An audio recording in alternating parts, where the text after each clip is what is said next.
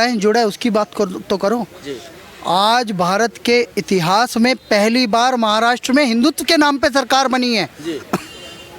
उनका दशहरा सम्मेलन हुआ है। हाँ। दशहरा सम्मेलन में एकनाथ शिंदे की जो वीडियो बनी है वायरल है, उसमें क्या बोला है, जो हिंदू हित की बात करेगा वही देश पे राज करेगा। मी एकनाथ शिंदे, बाला साहेब ठाकरे स्वयंसेवक, शिवसेना। आज हम अफगानिस्तान को अनाज भेज रहे हैं, आज हम बांग्लादेश को मदद भेज रहे हैं, 1 लाख करोड़ हमने श्रीलंका को भेजा। और आगे जो ये राहुल गांधी और ये छुछुंदर उछल रहे हैं ना, नीतीश कुमार जैसे, ये कुछ भी नहीं है सर।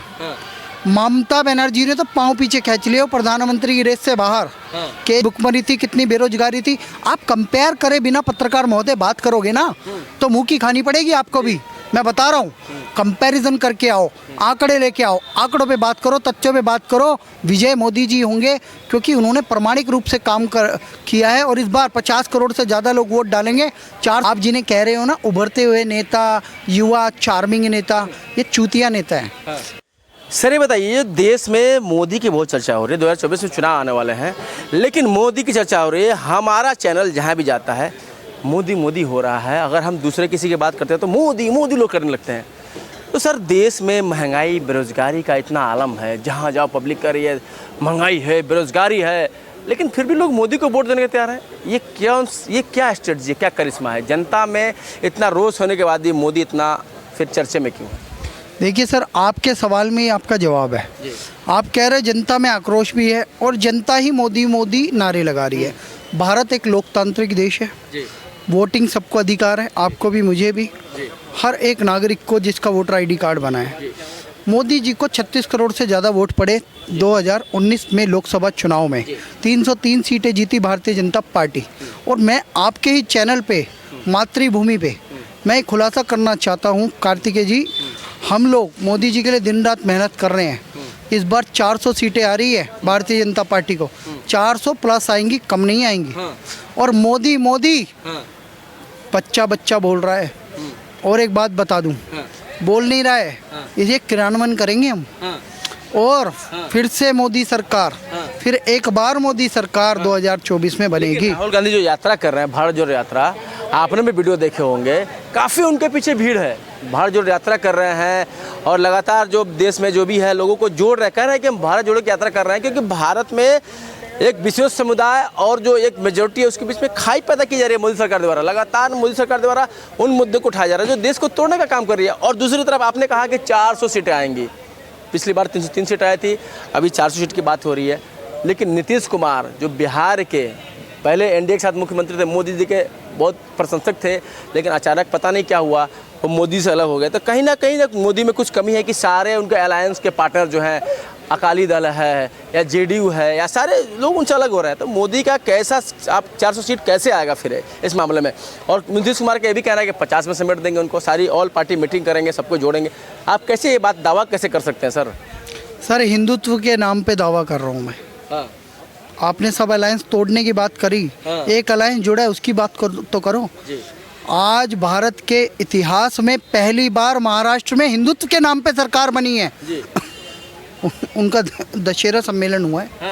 दशहरा सम्मेलन में एकनाथ शिंदे की जो वीडियो बनी है वायरल है, उसमें क्या बोला है, जो हिंदू हित की बात करेगा वही देश पे राज करेगा।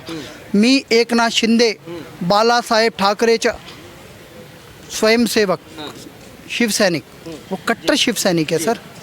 आनंद जो थे उनके गुरुजी, उनका भी। और मोदी जी के लिए उन्होंने खुद प्लानिंग करी है कि महाराष्ट्र की सारी सीटें भारतीय जनता पार्टी और शिवसेना जीतेगी, कांग्रेस और एनसीपी को एक भी नहीं मिलने वाला। और आगे की बात बताता हूँ, हिंदुत्व के नाम पे जैसे महाराष्ट्र में सरकार बनी है, पूरे भारत में हिंदुत्व के नाम पे 400 सीटें जीतने वाली है बीजेपी। लेकिन सर आपने कहा कि हिंदुत्व का मुद्दे पे जीतेगी, लेकिन मोदी जी तो कहते हैं सबका साथ, सबका विकास, सबका विश्वास, सब प्रयास। तो फिर आप हिंदुत्व की बात कहाँ से ला रहे हैं सर? और देश में कुछ लोगों को हिंदुत्व सबसे आपत्ति है, जो किसी को लगता है कि तोड़ने की बात हो रही है। फिर आप कैसे कह रहे हैं कि हिंदुत्व के मुद्दे पे 400 सीटें आएंगी सर? आपको लगता है कि बड़बोलापन हो गया आपके साथ? पत्रकार महोदय, बड़बोलापन को मैं अभी ख़त्म कर देता हूँ तथ्यों के साथ। जी। सबका साथ सबका विकास 283 सीटें, सबका साथ सबका विकास सबका विश्वास 303 सीटें, सबका साथ सबका विकास सबका विश्वास सबका प्रयास 400 सीटें। लो, आपके चैनल पे खुलासा कर दिया। ये अति उत्साह नहीं है, ये आत्मविश्वास है। हमें विश्वास है 400 सीटें जीतेगा हमारा बब्बर शेर। वो हिंदू राजा है, चक्रवर्ती सम्राट है नरेंद्र मोदी, पूरे विश्व का नंबर 1 नेता है।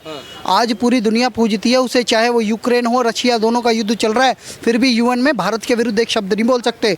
उन्होंने कहा है मोदी की विदेश नीति नंबर 1 है। हम लोगों को उस व्यक्ति ने मैनेज करके चलाओ है। आज हम अफगानिस्तान को अनाज भेज रहे हैं, आज हम बांग्लादेश को मदद भेज रहे हैं, 1 लाख करोड़ हमने श्रीलंका को भेजा। और आगे जो ये राहुल गांधी और ये छुचुंदर उछल रहे हैं ना, नीतीश कुमार जैसे, ये कुछ भी नहीं है सर। ममता बनर्जी ने तो पांव पीछे खींच लिया प्रधानमंत्री की रेस से बाहर।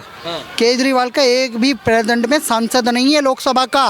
संसद में किस ब्याह पे वो प्रधानमंत्री बनने की सोचते हैं? और राहुल गांधी अपनी अमेठी की सीट नहीं बचा पाया, जो व्यक्ति जो कभी किसी संवैधानिक पद पे नहीं रहा। नरेंद्र मोदी की अब बार बार बात करते हैं। मेरे को सर एक बात बताइए, वो बंदा 4 बार का मुख्यमंत्री था, वाइब्रेंट गुजरात किया, गुजरात से उठ के प्रधानमंत्री बना है, 2 बार प्रधानमंत्री बना है, आज तक कोई चुनाव नहीं हारा।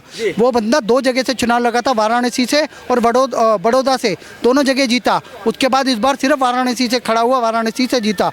सर कौन हरा सकता है उसे? कोई हिला नहीं सकता, कोई हरा नहीं सकता। सर आपने कहा कि सरकार हमारी बाहर अन्न भेज रही है, लेकिन देश में जो लोग कह रहे हैं कि भूखमरी है, अनाज लोगों को मतलब भूखमरी, बेरोजगारी की जो बात करते हैं, सर उनका क्या हल है? मोदी जी प्रधानमंत्री बन जाएंगे, ठीक है, 10 साल 20 साल बन जाएंगे, लेकिन उनका हल क्या है? लगातार क्या चलती रहेगी प्रक्रिया? मोदी जी प्रधानमंत्री बने रहेंगे क्या? क्या हल इंदिरा गांधी ने दे दिया था? इंदिरा गांधी ने कहा था गरीबी हटाओ, क्या गरीबी हट गई? राजीव गांधी ने कहा था गरीबी हटाओ का नारा दिया था, क्या हट गई? क्या मनमोहन सिंह ने कहा था, नरसिम्हा राव ने कहा था, क्या इन्होंने गरीबी हटा दी? क्या राहुल गांधी किसी संवैधानिक पद पे रहे, सोनिया गांधी रहे, उन्होंने गरीबी हटा दी? वो 10 साल राज करके गए 2004 से 2014 तक। सर वहीं पे आंकड़े कंपैरिजन कर लो, 2014 से 2022 तक के मोदी के 8 साल के, और उनके 2004 से 14 तक के गैस के दाम भी देख लो, कितने सिलेंडर मिलते थे, कितना ब्लैक होता था, कितना करप्शन था, कितनी भुखमरी थी, कितनी बेरोजगारी थी। आप कंपेयर करें बिना पत्रकार महोदय बात करोगे ना तो मुँह की खानी पड़ेगी आपको भी। मैं बता रहा हूँ, कंपैरिजन करके आओ, आंकड़े लेके आओ, आंकड़ों पे बात करो, तथ्यों पे बात करो। विजय मोदी जी होंगे क्योंकि उन्होंने प्रामाणिक रूप से काम किया है, और इस बार 50 करोड़ से ज़्यादा लोग वोट डालेंगे, 400 सीटें भारतीय जनता पार्टी जीतेगी और मोदी फिर से प्रधानमंत्री बनेंगे। यशस्वी प्रधानमंत्री को अग्रिम बधाई। लेकिन नीतीश कुमार का कुछ चांस नहीं है। नीतीश कुमार भी अच्छे नेता हैं, 8 बार मुख्यमंत्री रह चुके हैं। आप लोग नीतीश कुमार को क्यों नहीं चुनते? मोदी जी अब लोग कहते हैं कि पुराने चावल हैं।